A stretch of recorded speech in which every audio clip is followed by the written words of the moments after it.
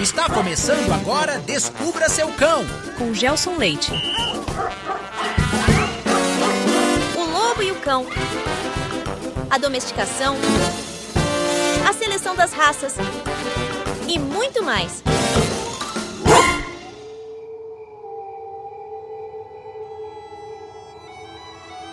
O lobo e o cão. O lobo e o cão. O lobo e o cão. Sabemos que os cães descendem dos lobos e que, assim como seu ancestral, pertencem à família Canidae e possuem a mesma classificação de espécie, Canis lupus.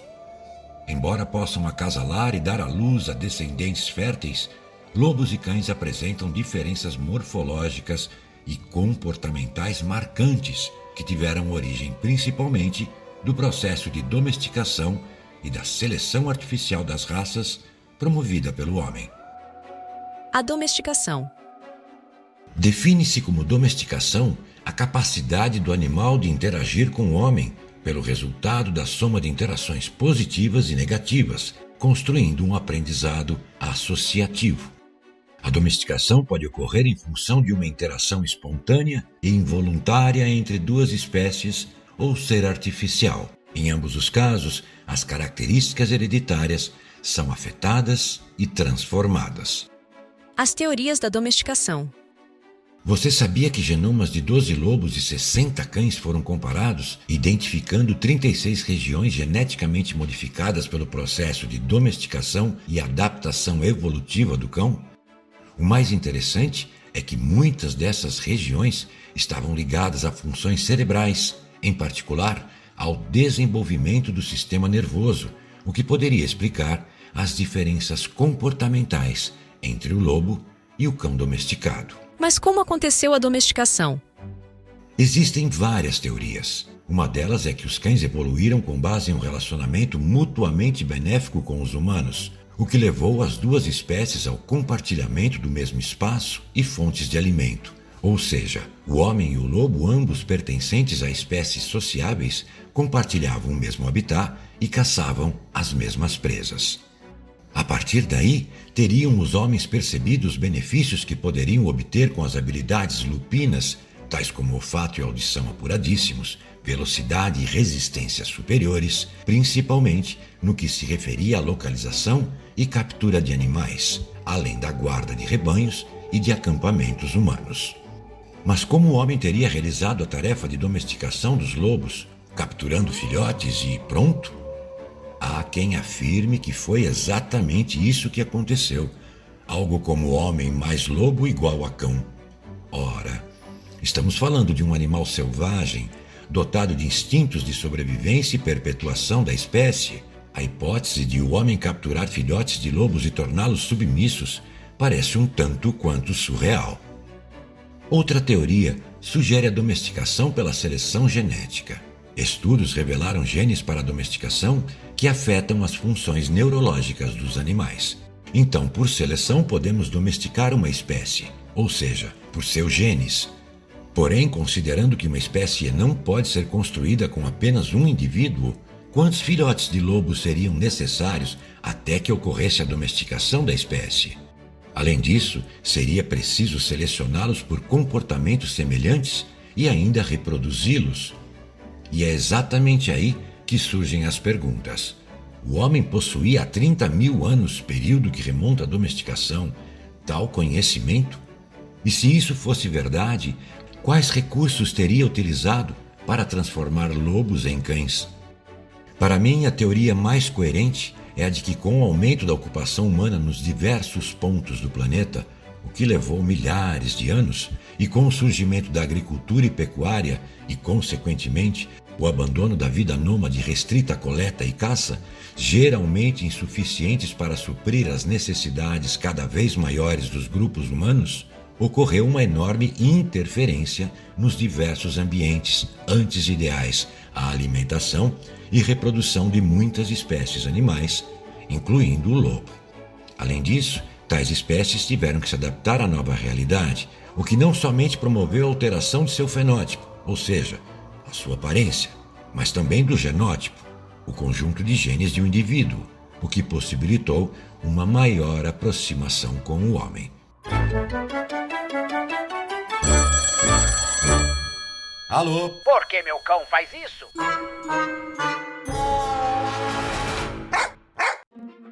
Por que meu cão corre atrás do rabo? Isso é normal? Existem alguns motivos para o seu cão apresentar tal comportamento. Cão jovem.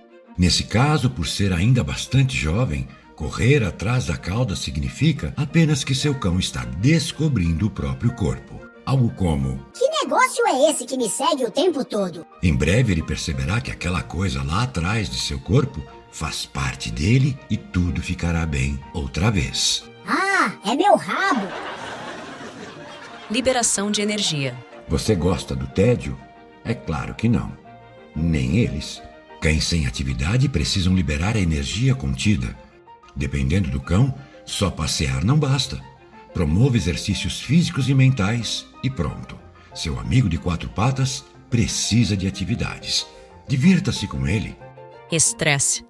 Cães estressados podem correr atrás da própria cauda para aliviar a tensão e até desenvolver o que chamamos de atividade de substituição, como a lambedura ou pior, automutilação. É isso mesmo.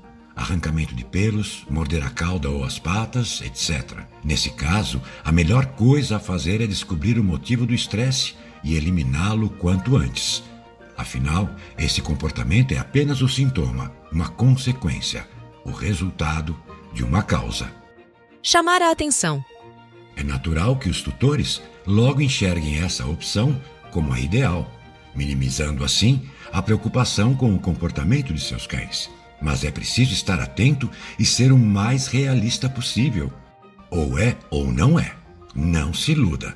Para saber se o seu cão está apenas querendo chamar sua atenção, quando ele apresentar o comportamento de correr atrás da cauda, ignore-o e afaste-se. Se ele o seguir, provavelmente essa ação não passará de um artifício para atrair sua atenção. Rapidamente, ele perceberá que tentar chamar sua atenção dessa maneira não adianta mais. Eu tive um filhote de Basset Hound, o Wilbur, que certo dia começou a mancar da pata esquerda dianteira. Evidentemente, dediquei mais atenção a ele do que aos outros cães, colocando-o inclusive para dormir comigo. Pouco tempo depois, ele parou de mancar, momento em que decidi colocá-lo de volta com a mãe e os irmãos. Acredite. Assim que eu o coloquei no chão, ele voltou a mancar. Para ter certeza que a claudicação não passava de um teatro para chamar minha atenção, virei as costas e fui embora. Alguns minutos depois, lá estava ele, correndo pelo quintal.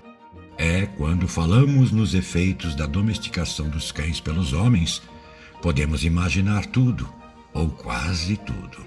Problemas físicos. Talvez ele esteja com prurido, ou seja, coceira, ou algum tipo de irritação na cauda, por exemplo, ou próxima a ela, causado por picada de inseto, parasitas, reação alérgica, etc. O melhor é levá-lo ao veterinário e descobrir a causa e iniciar o tratamento mais adequado. TOC. Transtorno obsessivo compulsivo. Ou também denominado como estereotipia motora, uma ação inconsciente e repetida. Mas o que pode causar o TOC? Separação do filhote de sua mãe antes de atingir a idade correta? Distúrbio de desenvolvimento? Medo? Ansiedade? Frustração? Estresse prolongado? Talvez. O mais importante é consultar primeiramente um veterinário e, se não houver uma causa aparente, buscar um profissional de reabilitação comportamental canina para avaliá-lo e detectar a origem da instabilidade emocional. Teriam os lobos se tornado coletores do lixo humano? À medida que os humanos se tornavam mais sedentários, mais resíduos eram produzidos, acumulando-se ao redor das aldeias, vilas, cidades. Pouco a pouco, os lobos menos ariscos teriam se aproximado e se beneficiado dessa característica humana, que infelizmente é mantida até hoje, para uma clara vantagem: comer. Será? Talvez. Mas quais resíduos eles comiam se a dieta humana já não se restringia somente à ingestão de proteína da carne? Em outro estudo comparado dos genomas do cão e do lobo cinzento, foram identificados 2 grupos de genes que sofreram alterações drásticas nos cães. O primeiro, envolvido no desenvolvimento do cérebro, como já mencionado, e o segundo, na digestão do amido, um tipo de açúcar abundante em cereais e alimentos amiláceos, o que sugere um novo pano de fundo para a questão da domesticação. Será que, atraídos pelos restos de comida humana também ricos em amido, os lobos mais capazes de digerir esses recursos viram sua busca por alimentos facilitada pela aproximação dos humanos? A verdade é que, por enquanto, não sabemos exatamente como a domesticação ocorreu. A única certeza que temos é que os lobos naturalmente tornaram-se cães, considerando sua capacidade de adaptação. Por que então as mídias sociais estão repletas de tutores queixando-se diariamente sobre os mais diversos problemas de comportamento de seus fiéis companheiros, motivo que tem multiplicado doações e abandonos? O processo de domesticação não funcionou? É claro que funcionou e continua funcionando, pois ainda não terminou. Enquanto houver a interação entre homens e cães, o processo de domesticação continuará. Apenas a maioria dos humanos não se preocupou em conhecer mais detalhadamente a subespécie domesticada, o Canis lupus familiaris. Em algum momento, o egocentrismo humano tornou a posse canina mais importante que o próprio cão. Com a boca no trombone! Como mencionei no primeiro episódio, jamais devemos tomar como referência o padrão de educação humana para educar um cão, pois os padrões comportamentais humanos são absolutamente estranhos para eles. Pior do que isso é ouvir que para educar um cão devemos agir como alfas. A palavra alfa deve ser usada apenas para identificar o macho ou o casal dominante da matilha lupina, e não para definir o comportamento do homem em relação ao seu cão. Evidentemente, a sociedade humana não se assemelha em nada à realidade do ambiente selvagem, razão pela qual o comportamento social dos cães não seja mais idêntico ao de seu ancestral, o lobo. Com a domesticação, os cães foram conduzidos a manifestar um comportamento diferente dos lobos. Vivendo em companhia dos seres humanos, os cães deixaram, por exemplo, de depender da matilha para sua sobrevivência e perpetuação da espécie, minimizando assim a importância da coesão do grupo familiar canino e a necessidade da presença de um casal ou um macho alfa. Porém, infelizmente, muitos tutores ainda são incentivados a agir como alfas da matilha, conduzindo-os a uma inútil e inexplicável dominação sobre os seus cães. Resultado: relacionamentos mal-sucedidos, frustração e, consequentemente, multiplicação de doações e abandonos. Ser alfa não é nada disso. Você sabia, por exemplo, que o lobo alfa, logo após a caçada, alimenta-se somente depois de todos os membros da matilha estarem satisfeitos? Alfas são lobos confiantes, seguros de si mesmos, sabem o que têm de fazer e o que é melhor para a matilha, e até mesmo exercem um efeito calmante sobre os membros de seu grupo social. De modo algum, usam da agressividade para impor sua posição. Eles sabem que é fundamental que o grupo coopere para a sobrevivência e reprodução da matilha, e não será com agressividade que alcançarão esse objetivo. Eles não precisam disso para ser alfas, ao contrário. Na verdade, eles poderão ser duros se necessário, mas para defender seu território e de sua família de um grupo rival, por exemplo, ou de qualquer outro tipo de ameaça. Alfas sabem até brincar com os filhotes e até se fingem de vencidos para ensiná-los a lutar. E mais, mostram-se absolutamente incomodados diante da ausência de um dos membros da matilha e não se tranquilizam até encontrá-los. Portanto, o correto é mostrar ao cão o que queremos, ensinando-o a produzir ou deixar de produzir determinados comportamentos, tendo como base a confiança. Para isso, é preciso que os momentos de interatividade entre tutores e cães sejam marcados pelo prazer de estarem juntos. Não se trata de uma competição para definir dominante e dominado, o que serviria apenas para tornar o cão inseguro e medroso e o tutor absolutamente frustrado. O ideal é construir um relacionamento que não force o cão a nada. A missão do tutor não será de dominar o cão, mas de entendê-lo e transformar-se em um guia para ele, uma referência positiva de como enxergar e interpretar tudo ao redor. Enfim, um guia de verdade, e não um alfa. Devemos sim buscar a submissão canina, mas associada à alegria de interagir com o grupo social, especialmente com o guia que ele vê como alguém que supre suas necessidades primárias e valoriza suas potencialidades, propiciando assim seu equilíbrio emocional por meio de uma educação de qualidade. Na dupla homem e cão, qual dos dois é o que pensa? Somente um tutor bem orientado e consciente da grandeza de gozar plenamente da companhia de um cão educado, ou seja, socializado, equilibrado emocionalmente e absolutamente obediente, se empenhará para alcançar a merecida posição de seu guia. Portanto, seja um guia amigo. Estabeleça as regras de trabalho e premie seu cão a cada acerto. Ou um amigo guia. Divirta-se com seu cão, mas imponha limites. Como? Ignorando comportamentos indesejados, incentivando boas ações, conforme o momento e a situação.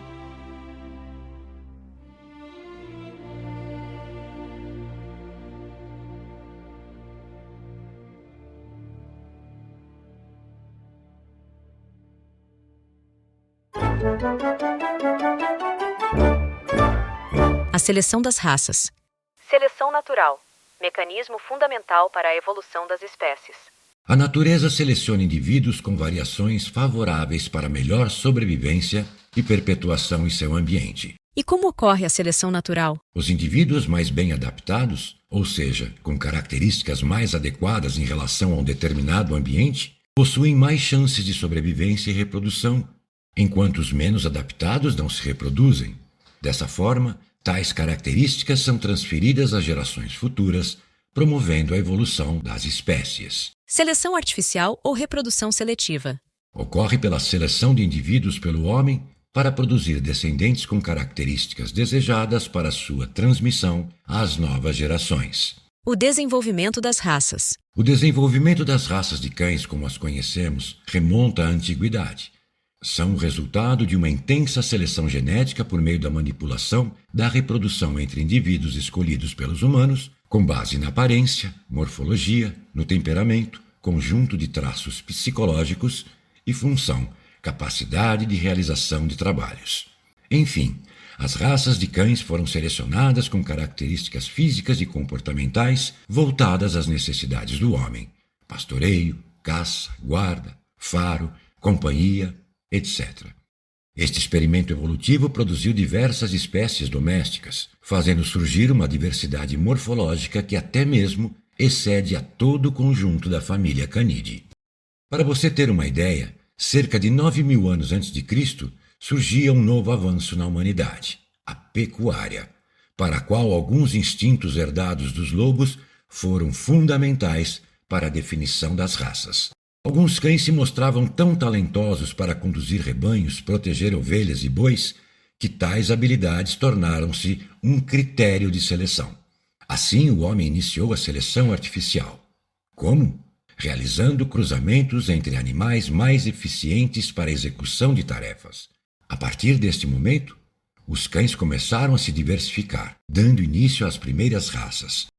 Posteriormente, com o desenvolvimento do meio urbano, esse critério de seleção foi se alterando. Os animais passaram a ser selecionados não somente pela capacidade de realização de tarefas específicas, mas também por sua aparência, gerando uma busca desenfreada por beleza. Imagine, por exemplo, uma ninhada onde os filhotes possuem uma orelha um pouco mais comprida que o convencional. Seu criador, querendo evidenciar cada vez mais essa característica, recorria à endogamia, cruzando indivíduos aparentados por várias gerações até tornar aquela característica evidente, de modo a transformar o cão naquele idealizado. Evidentemente, tal prática foi altamente difundida nos canis, onde eram realizados acasalamentos, até mesmo entre pais e filhos, irmãos, avós e netos, etc., com o objetivo de reforçar as características desejadas. Dessa forma, surgiram em pouco tempo uma grande variedade de raças com as mais diversas aparências. Porém, essa busca insensata pela variedade e pela beleza acabaria levando a vários problemas, como o surgimento de defeitos genéticos e diversos problemas de saúde. É por todos esses motivos que vemos constantemente casos de doenças genéticas nas mais diversas raças, como apresentarei nos episódios seguintes.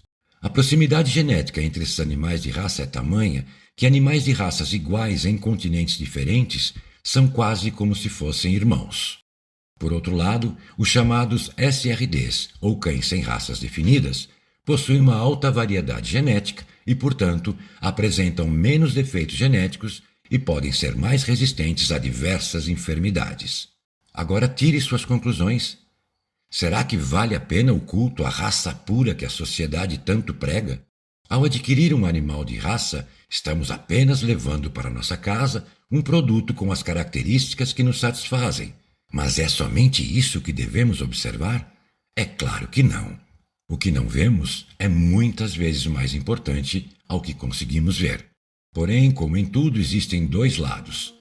Em função da seleção artificial, hoje os cães atuam em ações militares, os chamados cães de guerra, ensinoterapia, modalidade de terapia que utiliza cães como elementos facilitadores da reabilitação ou do desenvolvimento cognitivo, emocional e físico de pacientes. Caçam, guardam, pastoreiam, praticam esportes, guiam cegos, farejam entorpecentes, pessoas perdidas ou sob escombros e suspeitos em cenas de crimes. Cuidam de pessoas com deficiências físicas e ou cerebrais. Ajudam no dia a dia de deficientes auditivos. Auxiliam pacientes a lidar com a demência ou doença de Alzheimer. Puxam trenós. Buscam trufas, um tipo de fungo comestível considerado uma iguaria muito consumida em países europeus e um dos pratos mais caros do mundo. Detectam insetos, estro em vacas leiteiras, ou seja, a ovulação, o cio, alertam sobre a presença de produtos orgânicos em alfândegas, preservam a saúde ou a integridade de ecossistemas, detectam a presença de doenças em humanos antes mesmo de serem diagnosticadas, entre outras funções.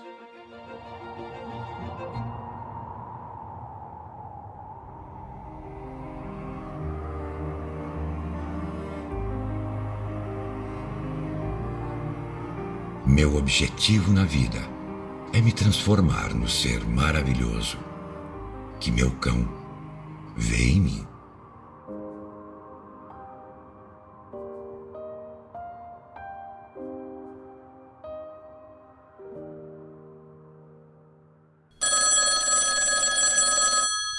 Alô?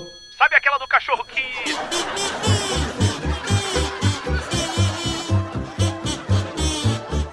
Aí uma pulga pergunta para a outra. O que você faria se ganhasse na loteria? E a amiga responde com ar de sonhadora. Eu comprava um cachorro só pra mim.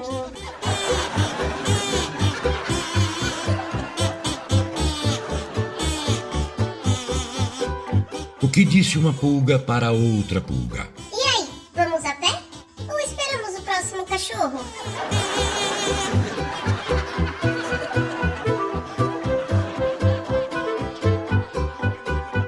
E mais uma, dessa vez para você ficar com a pulga atrás da orelha. Você só percebe que é feio quando as fotos de cachorros que você posta têm mais curtidas que a sua.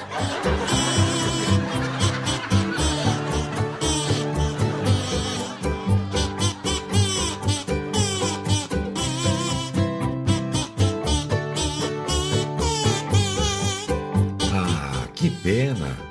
Acabou o episódio. Mas tudo bem. Sexta-feira que vem tem mais.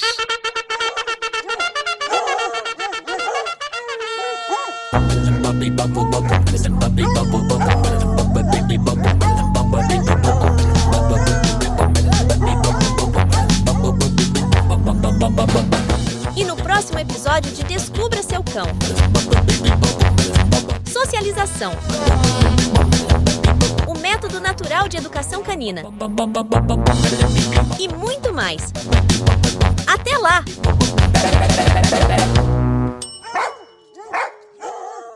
Bora pra casa, molecada. Acabou o episódio. Bora, vamos. Vambora. Vamos. Bora pra casa, molecada.